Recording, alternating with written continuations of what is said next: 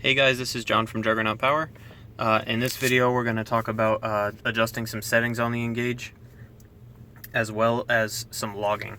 So this is the screen that it will default to on startup if you have it selected as gauges. Now to back out of this, you just pick any one and hit exit gauges. This is the main menu. Tuning is where all of your reading stock files and uploading custom files is done. We'll do that in a separate video. Now all the settings are in diagnostics. If you go into settings, you can change all your options like what triggers a wake up and go to sleep, languages. This is how you will update your firmware, which will also do its own video on. What your startup links to. Like I said, mine's gauges, as that's the most common thing. Now also in settings you have USB SD. You click that and that is how you make the device readable on a computer, which again we'll talk about when we're gonna upload some files. You've also got your options to read codes, clear codes. You can check your monitors, your vehicle info, what you have programmed in there.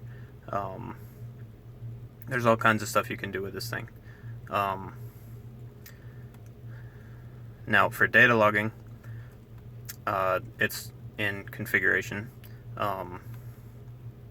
You select your file. Now we'll talk about uploading a file again in another video when we do custom tunes.